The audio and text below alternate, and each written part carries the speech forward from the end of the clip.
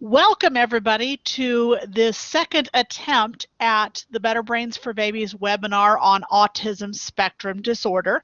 My name is Diane Bales. I am the co-leader of Better Brains for Babies. I'm also a faculty member in Human Development and Family Science and UGA Extension at the University of Georgia. We're very glad you're here. We're glad those of you who were with us on September 15th when we had technical difficulties are able to join us again, and we're glad that some of you who weren't able to come then can join us now. So I wanted to give you a couple of reminders about the structure here. We do have a chat. Some of you have been using it already, which is great. That's a great place to share your own ideas, to ask questions, those kinds of things. You should have joined as in a listen mode for this webinar. If you happen to notice that there is feedback going on, double check and be sure that your phone, if you're using it, or your microphone, if you're using it, is muted so that we can all hear what Shanisha's got to say and not feedback sound. And with that, I want to go ahead and introduce Shanisha Roberson. I'm going to let her talk a little bit more about who she is. And I know that I'm anticipating the question at the end about certificates. If you will stay till the end of the live webinar, we will explain about how to get certificates at the end. If you're listening to the recording of this webinar later, unfortunately, you can't get a certificate for that. So with that, Shanisha, go ahead and let us know a little bit more about who you are and take it away. Good morning, everyone. As Diane Bell said, I am Shanisha Roberson. I am the EC Professional Development Specialist here at Shelter in Arms, and I basically provide training and technical assistance for all of our 15 locations, centers, families. I co-lead Better Brains for Babies Georgia with the lovely Diane Bales, who is the guru of brain development. And I think everyone would agree with me when I say that. Along with that, Shelter in Arms also partners with the Marcus Institute. And we have 5 staff members that have been trained in autism spectrum disorder, and we go out to all 15 of our locations and provide the ESAC screening, which is the early screening for autism and communication disorders, to our families at our 15 locations, as well as partner programs. And I'll give a little bit more information about that a little later when we talk about resources. So if everyone is comfortable, kick back and let's enjoy some good dialogue regarding autism spectrum disorder.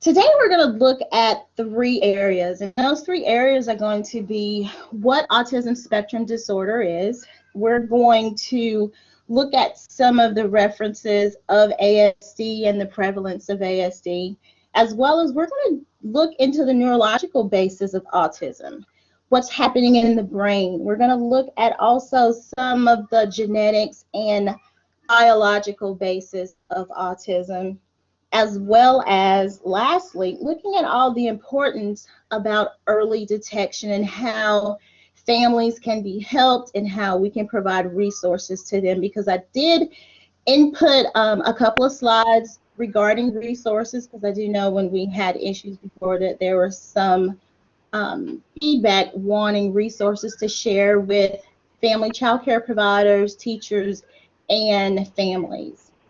So I've made some of those adaptations to the PowerPoint as well.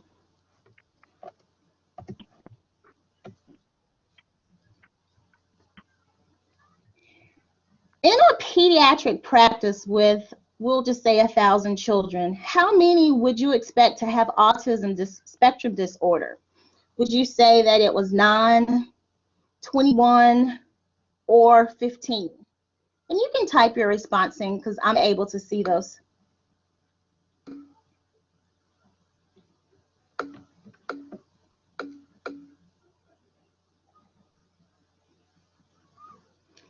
You guys are absolutely correct. 15 and 1,000 children which is equal to 1 in 68 children.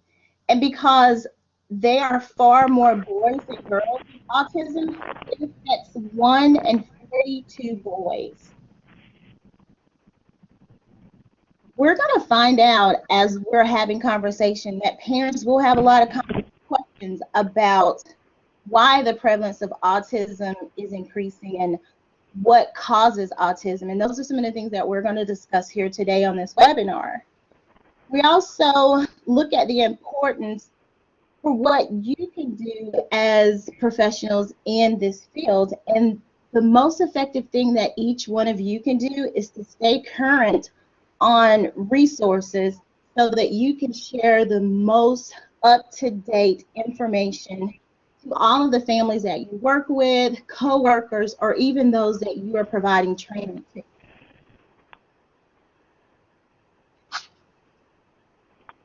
So let's take a closer look at what is autism.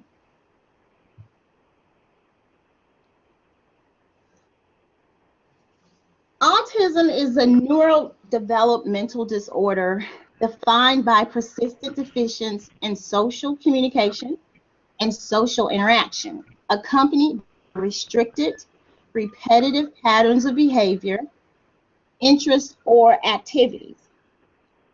And one of the things that we always hear in child development is that no one child is alike. And that is so true because no two people with ASD are the same. As its name implies, ASD is a spectrum disorder that affects individually differently and with varying degrees in severity. Additionally, ASD is often found in combination with other disabilities. And a lot of times we think that it's just an isolated disability, but it's in a combination with other things. And the signs of ASD is usually evident in early childhood. And that's why it's so important for us to get early intervention, because typically when ASD is diagnosed, when they're 3, 4, or 5 years old, we've missed some critical milestones, critical development with those children that were infants and toddlers. And though this is still a lifelong diagnosis, which apparently early intervention is very important. Now, if you're sitting there thinking, well, what are the different types of ASD? We're about to talk about them. There are actually 5 categories. And the different types of ASD, which are autistic disorder, Asperger's disorder, which we've heard a lot about over the years, also childhood degenerative disorder and Rett syndrome, and pervasive developmental disorder not otherwise specified. And what happened back in May of 2013, the American Psychiatric Association, they did some research and made some changes, which today we no longer use certain categories. And those categories are the autistic disorder, Asperger's disorder, and the PDD-NOS, which was the pervasive developmental disorder not otherwise specified. And what they found out through this research is that that category, PDD, cannot be reliably diagnosed. So instead, they just combined everything, and so the diagnosis is Autism Spectrum Disorder, which a lot of people reference as ASD. And that covers the entire full spectrum. So if you think about the signs of ASD are usually evident in early childhood, like I mentioned earlier, and it's still considered a lifelong diagnosis with appropriate early intervention. And just to give you some examples of what some of those signs would be, we would see for deficient social communication. It includes delayed speech, little to no pretending or imitating of other people. They stop using words that they used to say. They use another person's hand as a tool. And an example of that is putting the parent's hands on a jar for them to open instead of them doing it themselves. We also see in social communication that they make odd sounds or use an unusual tone of voice. Limited use of gestures, such as sharing and showing, waving, simple things that we would see children doing like clapping and pointing or nodding their head, are some of the red flags of ASD in toddlers. Even if you're looking at red flags for social interaction, we're seeing that the child does not look right at the people or hard to get them to look at you. We'll see that they do not share warm, joyful experiences. Does not respond when someone calls their name. Does not draw your attention to things or show things they're interested in. And they do not share enjoyment or interest in others. Now, one of the other things you heard me mention was repetitive behavior and restricted interest. And what you normally see here as red flags are unusual ways of waving or moving their hands, fingers, and their whole body.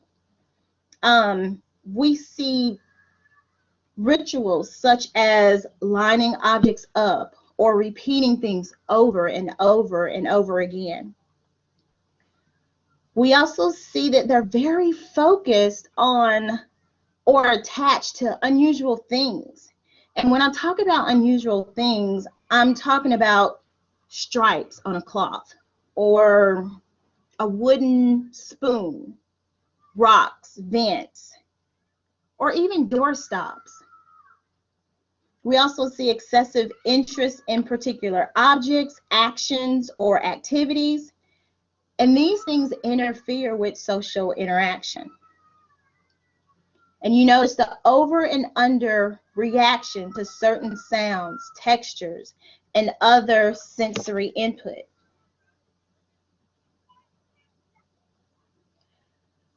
But one of the things that I want everyone to also understand is that because someone is diagnosed with ASD, Autism Spectrum Disorder, that does not mean that they can't live a normal, productive life. Everyone is actually just the opposite. We find that many children with ASD, they do a phenomenal job in school. They're also involved in activities like orchestra or drama club or Spanish club, just various different extracurricular activities, and even sports. They also go off to college. They get great jobs and they become successful adults. And if you think about what it means to all of us in this field of early care and education, early childhood education, that's one of the top things that we want for every child that we come in contact with every family that we come in contact with, is to become successful adults. So as I said, we look at the prevalence of autism and what it means. And as you see here in this slide, it gives you some of the history from 1970 all the way to 2014. And its estimates of prevalence of autism spectrum disorder, if you see here, was 1 in 2,500. I hope that blew you away just as much as it blew me away when I first saw it. And then as the years went on, prevalence increased to 1 in 500 in 1995, 1 in 150 in 2007. And prevalence estimates of ASD continue to increase in recent years. And recent estimates are based on careful, when I say careful reviews of school records for 8 years in the US. As prevalence has increased, the percentage who do not also have intellectual disabilities has increased. In 1995, 1/4 of the individuals with ASD had average or above average intellectual ability. This increased to 1/3 and to 2/2 in recent years. With the largest increase has been in those with higher cognitive abilities.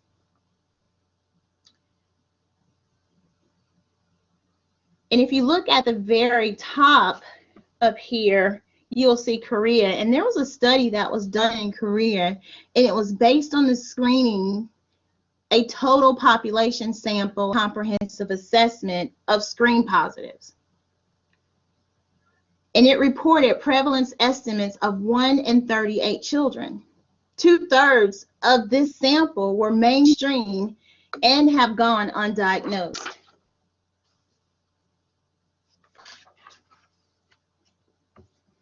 So we see these numbers here, we see the prevalence. So let's talk about some of the reasons that this has occurred. There are many reasons to explain why prevalence estimates have increased from the 1970s until recently. Diagnostic criteria have broadened to include a spectrum of symptoms. Availability of better screenings and diagnostic tools. Public awareness. And if we think about public awareness, we're always advocating for our children. And there are some great resources that I'm going to share a little later about the different programs that advocate for children with ASD. Getting the awareness out in the community is almost like our first step. Some of the other reasons were what the schools are counting. Individuals actually being diagnosed, so then they're getting that early intervention. And we also look at symptoms vary from across settings and activities. And when I talk about settings and activities, I'm talking about when families have the face-to-face observation in a neutral environment, their home environment, a place where they feel most comfortable, versus coming to an actual center or facility.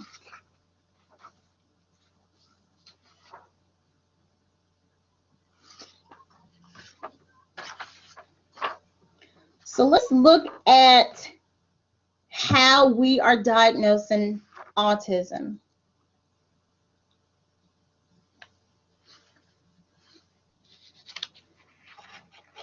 We think about how we're diagnosing autism. It can be difficult because there are no medical or blood tests. The diagnosis is based on behavior, symptoms, or features, and these features include the absence of or delays in typical developmental milestones and the presence of unusual behaviors. And those unusual behaviors are some of the ones that I mentioned earlier when we were talking about the red flags of social communication, social interaction, and repetitive behavior and restricted interest. The diagnosis can involve a two-stage process.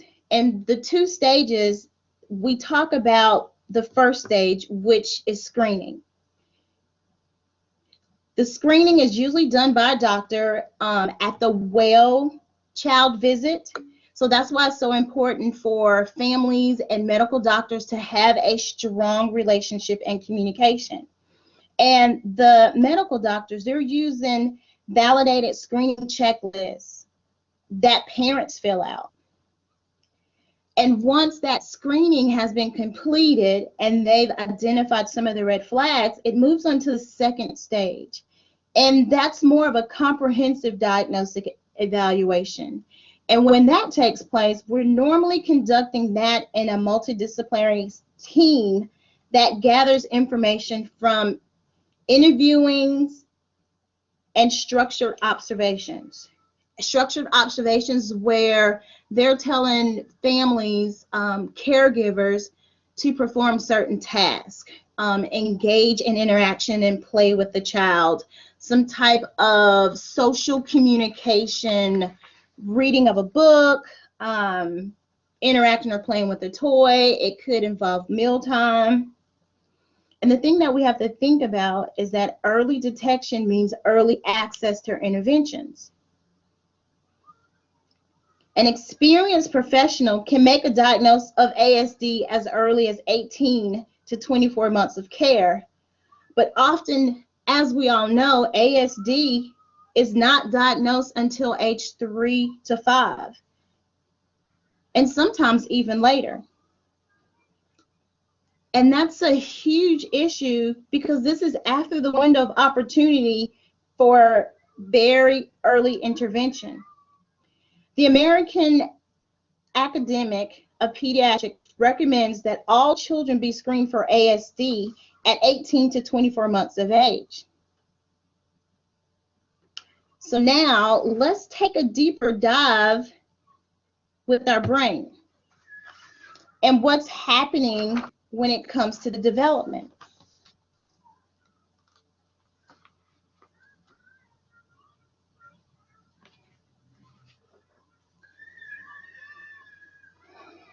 It is widely accepted that autism is a neurological disorder, but the exact cause and causes are not known. There is now a body of research that has identified specific regions of the brain which are abnormal in brain imaging and autopsy studies of individuals with autism. In addition to the cerebral cortex, which you see, which is the outer view of the brain, there are 5 other regions that have been identified. And you'll see here, which are the deeper, they're below or deeper to the cortex. And this is including the cerebellum, which is located right here. You also see the corpus callosum, which is up in here. You also see the brain stem, which is this purple section right here. You also see the basal ganglia, which is right here in the middle. And also the limbic system, which is underneath up in here. These regions are interconnected through systems in the brain that regulate our emotions. They regulate our attention, communication and language, cognition, sensory response, and movement. Although we may not know the exact cause of autism, the features are associated with abnormal connectivity in these brain regions.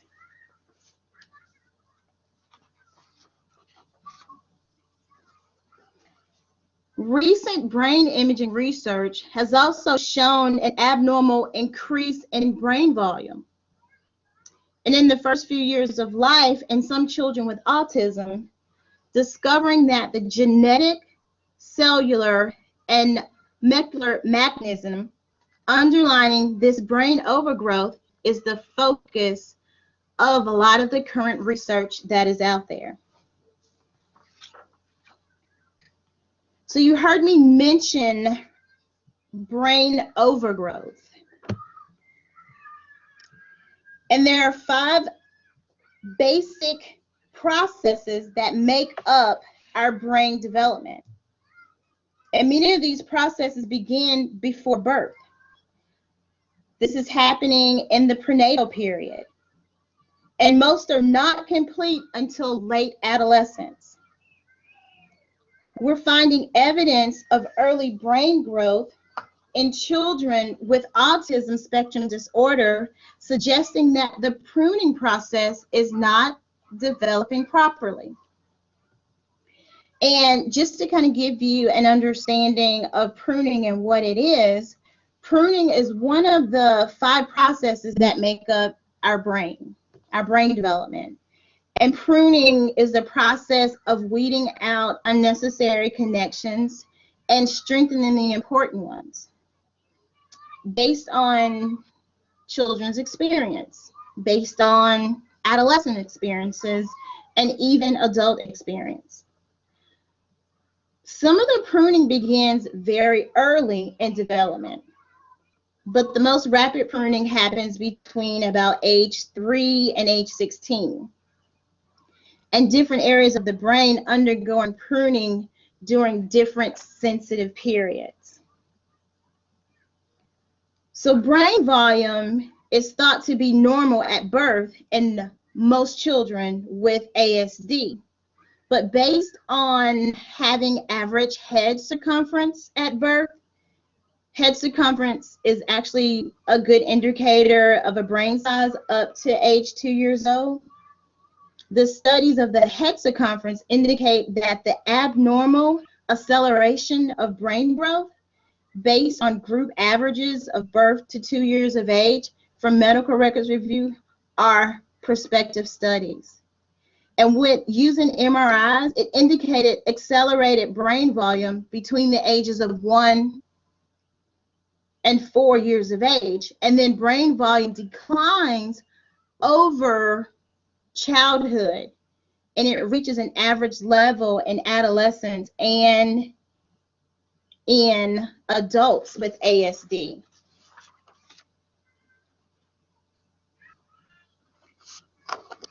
Abnormal brain growth appears to be due to enlargement of gray and white matter in the cerebellar and limbic structures of the brain. And as I mentioned to you earlier, that constant update of research, getting the most current research that examines biological mechanisms that triggers and regulates the brain overgrowth is important for you to know so that you can constantly be up to date with what's happening with ASD and brain development.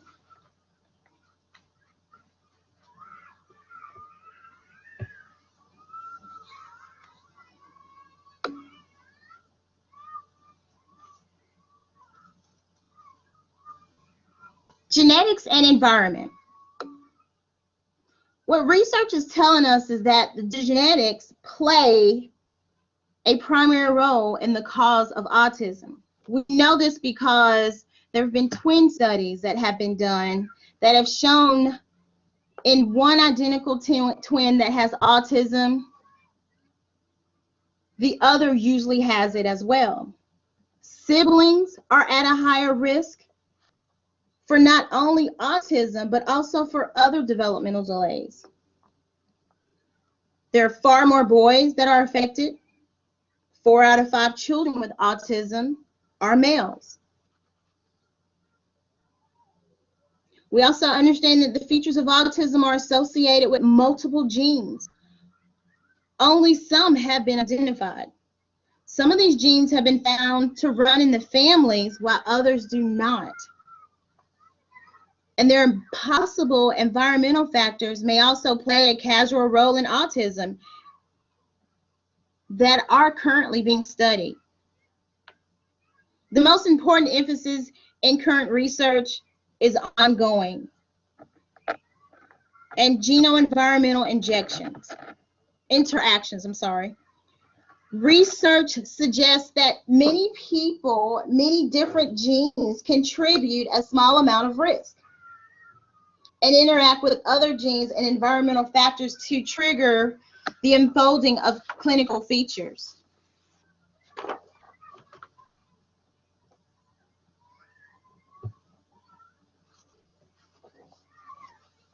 So knowing what we know about autism,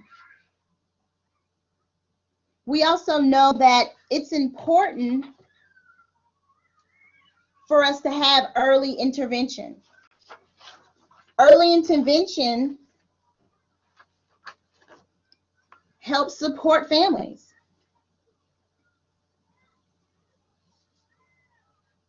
Prospective studies have documented and unfolded a core deficient in social communication and social interactions.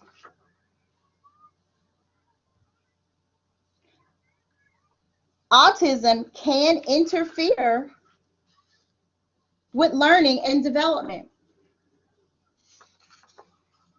It is critical that early intervention maximizes teaching and learning opportunities throughout the day in natural occurring routines and activities. So no, we shouldn't put children who have ASD in a different setting, but allow them to be a part of their traditional classroom setting. The supports of of early intervention indicates the challenges of early detection. And there are a lot of things for us to consider. We can look at all toddlers with social communication delays are at risk for ASD. Thus, if a toddler has a social communication delay, that should signal possible risk of autism. It is important not to rule out ASD permanently because the features unfold in infants and toddlers. Screenings for autism is recommended at 18 to 24 months of development. Developmental surveillances should continue throughout toddler years because things change each day. Children hit milestones. And although a diagnosis of ASD is not necessary to begin intervention, it is important to recognize red flags of autism in order to provide sufficient and appropriate intervention.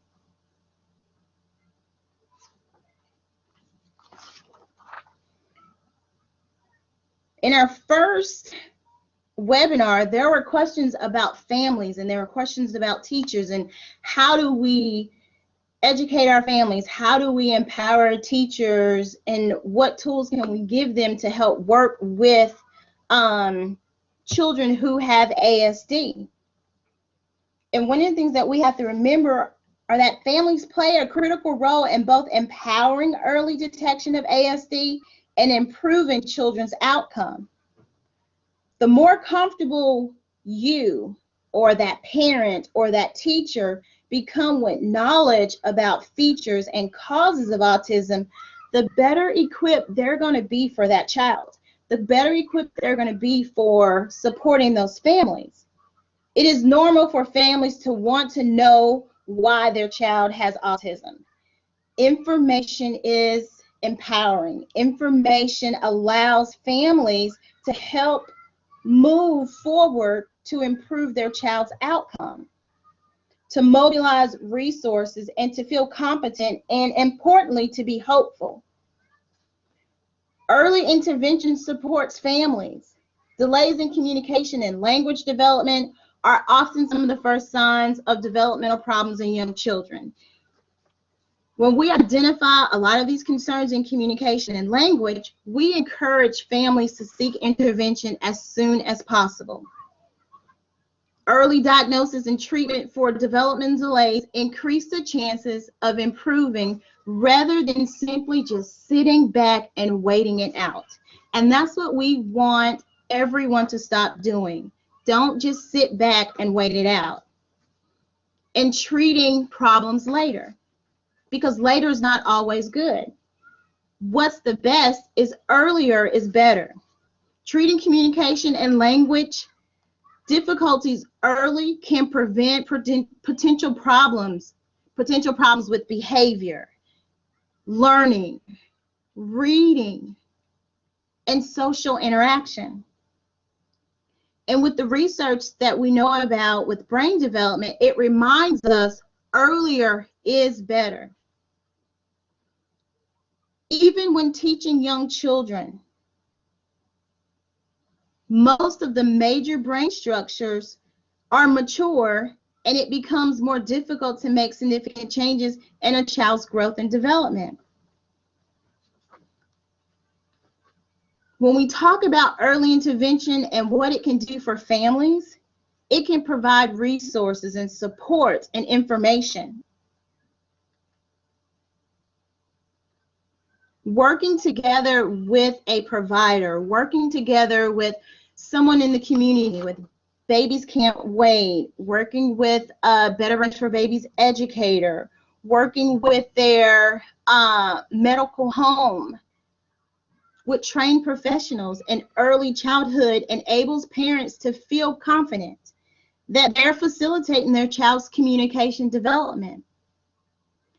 Helping parents to understand that they will always be their child's best and first teacher. Early intervention also improves relationships. When communication and language are delayed, understanding the interaction with other children will also be delayed. And that will help families put their children in situations where they will feel successful. This makes it difficult to develop friendships when you have that social interaction delay. It makes it difficult to solve problems and to learn to negotiate conflicts. But if we focus in on early intervention, children will learn how to use the language to convey messages, to express their feelings, and to interact with other friends. Early intervention also improves behavior, because we all know children who have delays, they have communication development that gets frustrating. They can't express their feelings and their thoughts, and they exhibit challenging behaviors to compensate for that delay. It's difficult to express your wants and needs when communication is delayed. And so often a physical response is what we get in the classroom, what teachers are experiencing. The hitting, the throwing chairs, the biting. An intervention will provide support and strategies for teachers and for facilities where that child is, so that that child's communication needs can be met. We all want to promote future success in schools. I should also say politicians too, huh? Communication development sets the stage for literacy, and it influences later success in schools. There is evidence suggesting that having a good command of language goes hand in hand with their ability to imagine and to create new ideas, and eventually to read and write. Teachers want to be able to make learning fun. We want to be able to make learning fun for everyone. And with early intervention, it will help teachers and families add support into everyday activities that they do with their child. That early intervention will help them understand their triggers. It provides lots of opportunities for children to learn, for families to learn about each other, and not only when playing, but also with getting simple daily routine tasks done. And that's like brushing your teeth, preparing a meal, or eating, or just the basic sequencing task of getting ready to go to school or get on the bus, or even getting ready for bed. When we look at the intervention, it also brings the family a greater understanding of their child's needs and how to break learning down into small steps. Is because it's that process of overload that children with ASD cannot handle. When children know what they are expected to do and can be successful, they have learning in almost every activity and want to learn more. And we always want to keep children at that state of learning because learning is a lifelong thing.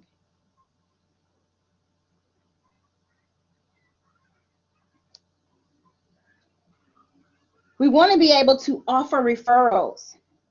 And when I say offer referrals, I'm thinking of more of offer ongoing support. Because just that simple task of handing a family a piece of paper or a contact number or a direction is not enough, and it's not going to get the job done. We have to do follow-up, and follow-up is very essential. And without support, encouragement, and follow-up, some families may not be able to move past that what it is to what's the next steps. Because we always know that families are in denial. Families do go through that process. Parents can support their child's social communication as well as teachers can support social communication and development. If you think about when communication starts, it starts the first year of life and goes beyond learning how you talk, but communication develops, has its roots in social interaction with parents, with teachers, other caregivers, and in everyday activities.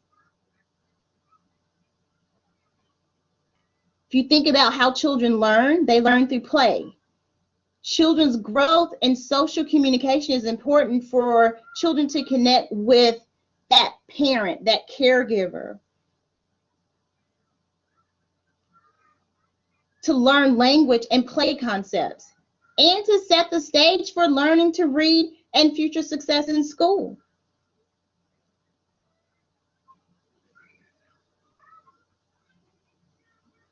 We as educators, we as teachers, we have to make sure that we create a learning environment for the children who have ASD. We have to make sure that we offer a child a productive role and predictable steps.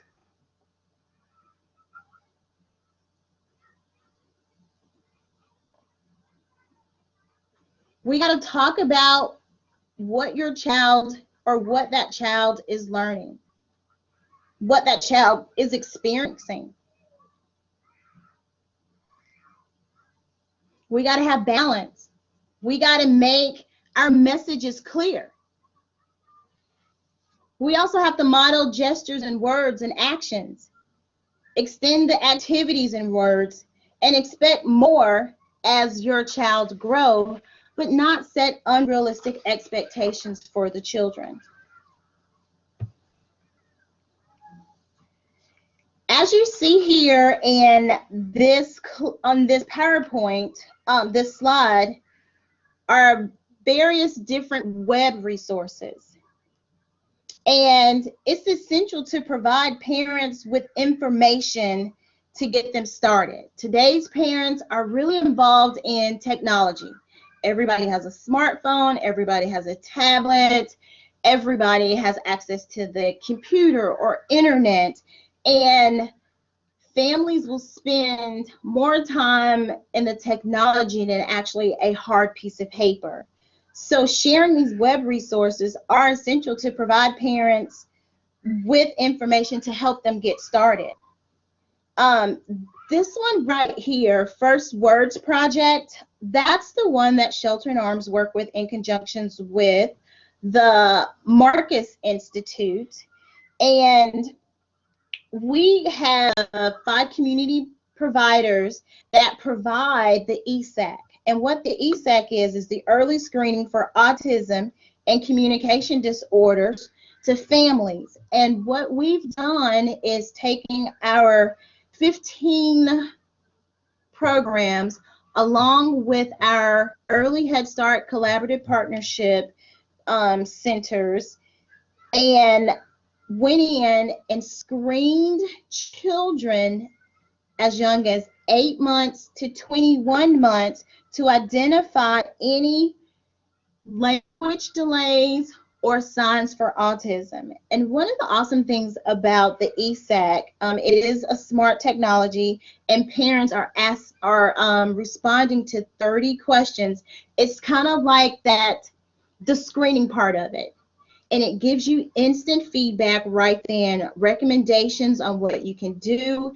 Parents have access to the First Words project, where they can go through and click on the tools section and get information related to 16 gestures, related to how do I communicate with my child, red flags, what autism is. And if for some reason the scores reflect that that child has or shows risk of having ASD, there will be a face-to-face observational evaluation done by trained professionals in a natural setting or either at the Marcus Institute, so that they can get that family those services that they need. Early intervention is so important, and I cannot stress how important it is, but we have to get the word out there. We have to let our community know, people that we work with, that we can help every one of these children be successful in society.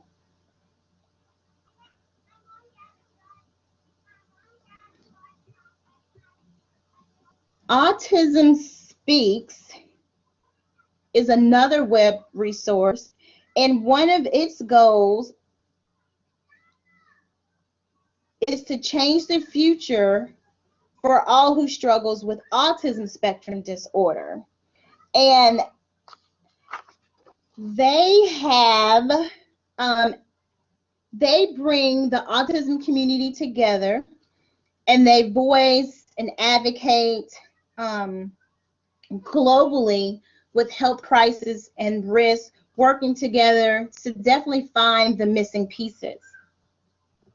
Right here, Autism Society of America, they're affiliated with the Autism Society of America, which is the oldest community-based grassroots organization in the U.S., and Autism Society of Georgia is a nonprofit corporation that supports the Georgian autism community, and they've been around for almost 40 years. And one of their goals is to increase the capacity to serve more than 150,000 children and adults with autism spectrum disorder throughout all 158 counties in Georgia. And just as I mentioned earlier, remember, this is a lifelong disability.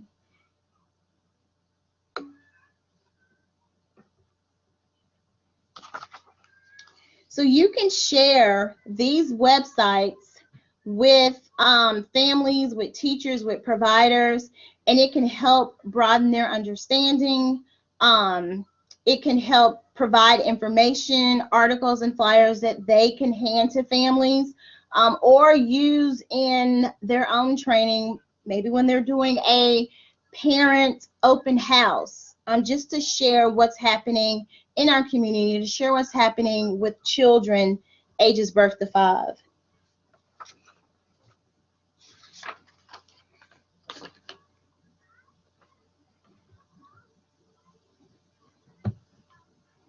So just to kind of sum up some of the things that we talked about earlier, autism spectrum disorder is a neurodevelopmental disorder, and it is the fastest growing disorder in America. And this is from the CDC 2014.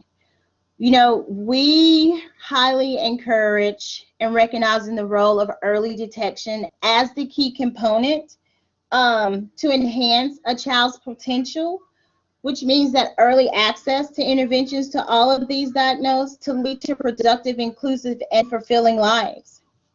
When we think about building the capacity of communication to improve early detection, everyone, it will take due diligence and effort of the primary care physician. It's going to take that same effort in the early intervention provider, the teacher, the family advocate, the center director, the police officer, the nurse, everyone, to really hold hands and get involved to push and pull strategies. And when I talk about push and pull, we're talking about pushing in information to families so that they will feel confident, so that they will be aware of the need for early screening and referrals, then pulling families in offering support when they seek the information and motivation to them, the action steps that they need to take. Because once they come out of that denial and they start with, okay, what's next? We have got to be there to give them the support and understanding that they need. By waiting until the signs of ASD are very obvious, we're way too late. And a lot of times, this may be around 30 and 36 months or later. We have lost precious and valuable time.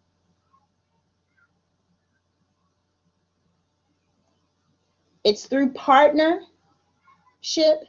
it's through parent professional partnership that will help us mobilize the community systems of care to make this change. So I charge each and every one of you to continue to get knowledge and expertise on ASD, because it doesn't just start and stop here. We have to be a voice for every child.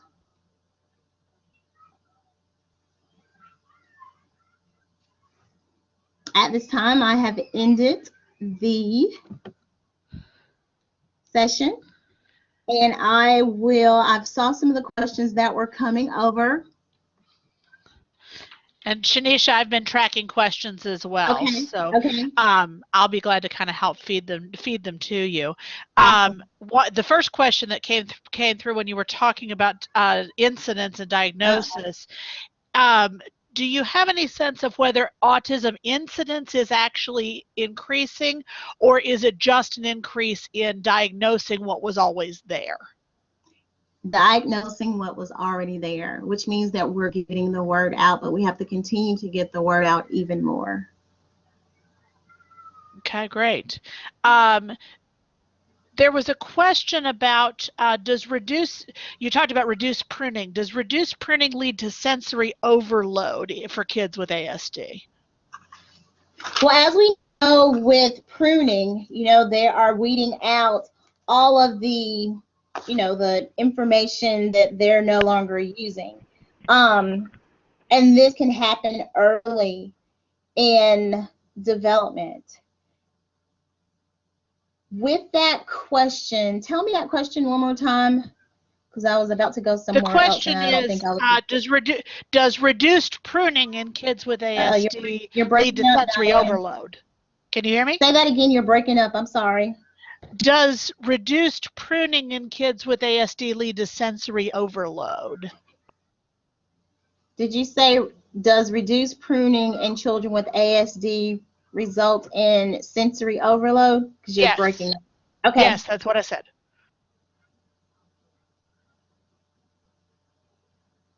Can you guys hear me? Yes. Okay. Yes, I can hear you.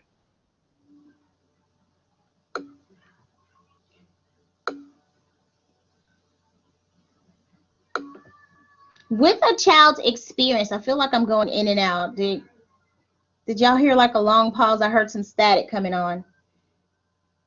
Pruning is one of the 5 processes. You remember me talking about that make up brain development? And with the reduced pruning, we do see sensory overload. And we see that more when there's a lack of knowledge and understanding of what the child is experiencing. So imagine the child that's not being diagnosed until much later when they're 3, 4, and 5, compared to the child that's diagnosed at 12 months. So we're able to understand and help them to interact in a social setting. Because if you think about what we talked about, what autism is, it is the deficient in the social communication and social interaction. And when you have that sensory overload, that's when you're creating the behavior, the repetitive behavior, the evidence of signs of disrupt. Did that answer your question?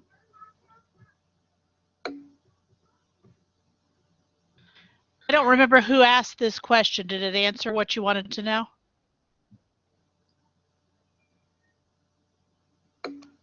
Okay, Nancy says it did. Shanisha, can you hear me? Yes, I can hear you. Fantastic. Another question, as you were talking about diagnosis, somebody shared a question about the ASQ missing autism diagnosis. Are there other better tools to diagnose than that? I think you addressed that to some degree. Yes, we did talk about diagnosing. And when we talk about diagnosing, we do screenings, the ESAT, which is the early screening for autism for communication disorder. We do use the ASQ. You will see several providers and families using the Ages and Stages questionnaire and the Ages and Stages SE. One of the things that we have to think about is how parents answer the questions.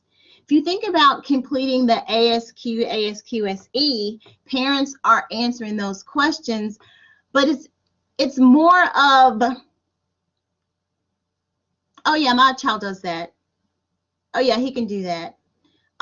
He can stand on one leg, he can turn the pages in the book, and so forth. But actually, are their eyes trained to answer the questions correctly and really be authentic? When you look at the technology of the early screening for autism, there are 30 questions. So with those 30 questions, they're asking parents specific things. For example, does the child feed themselves? Does the child hold their own bottle? Does the child dress themselves, and various other things?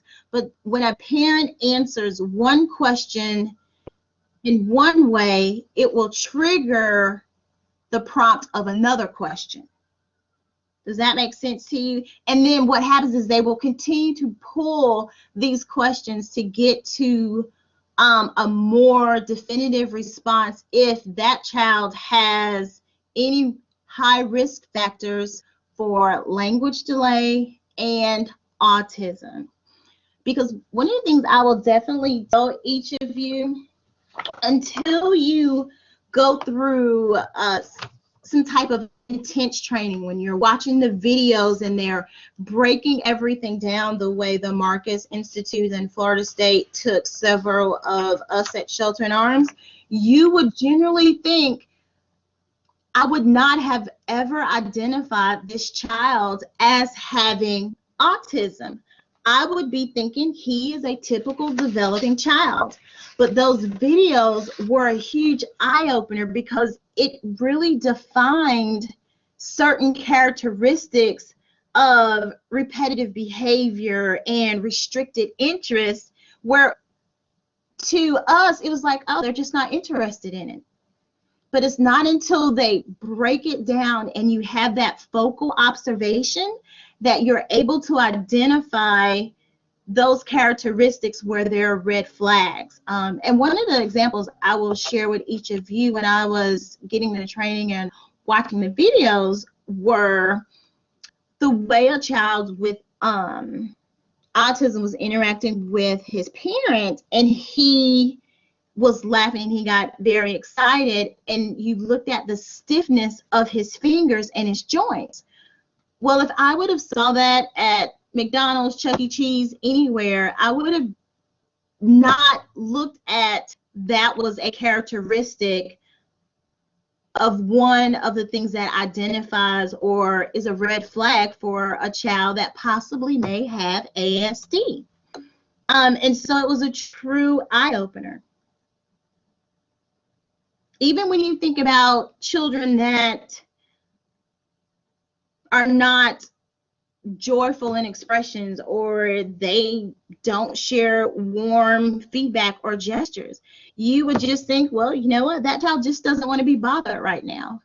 But until you're in that environment and you're doing that face-to-face, in-depth observation, you see the repetitive of certain behaviors and certain habits that you look for.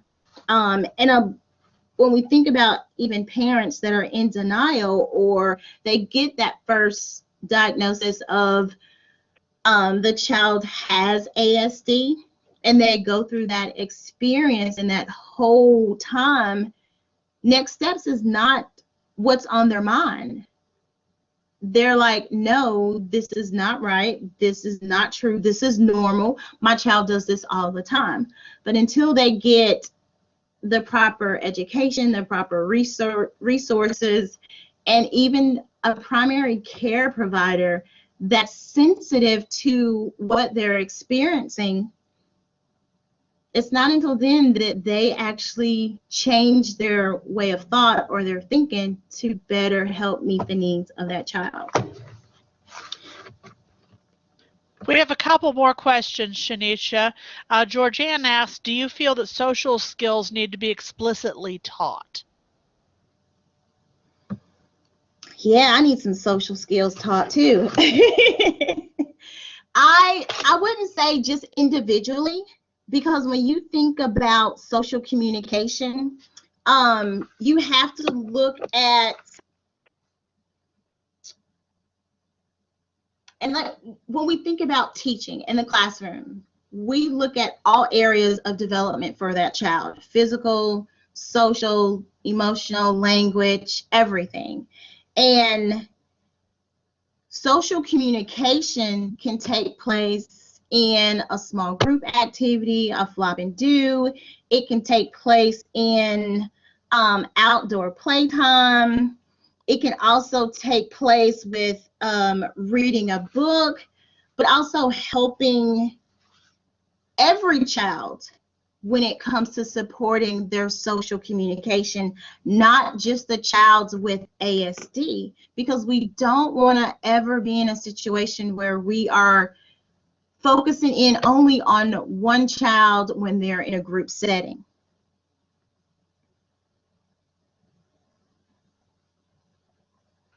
Great. One other question from Missy. Can only a medical doctor or psychologist make an ASD diagnosis?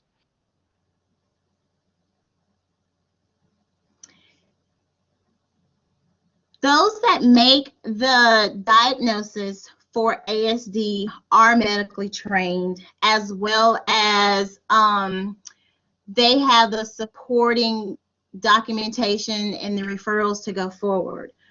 Even with the screenings that we do not tell families that your child has ASD, because we're not medical professionals. And we always leave diagnosing to the medical professionals. And with the screening, because they do get a parent printout, we give them recommendations. And just for an example, a recommendation may say, this child is communicating below average, and what is expected of his or her age. So we recommend, we'll give them resources and information about things that they can do. We also give them the Better Brains for Babies brochure that shows you the different ages of children and what parents can do to help support their developmental milestones and supporting early social communication development. And then with that,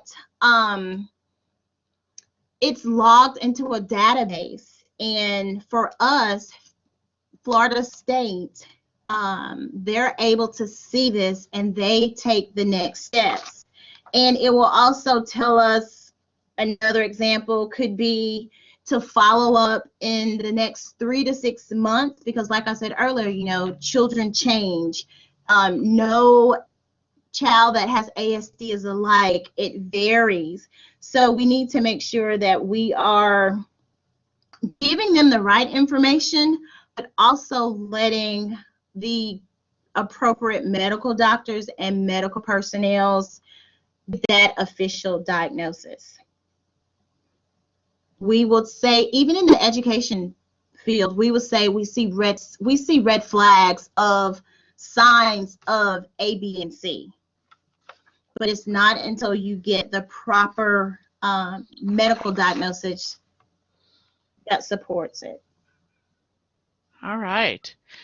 Shanisha, it is 5 minutes after 12, and I don't want us to run too long, but I do want to thank you for taking the time to share this with us. I'm going to stop the recording right now. Shanisha will stay around, I think, for a couple of minutes to be able to answer some more questions. So hang on just a second. Let me stop this recording.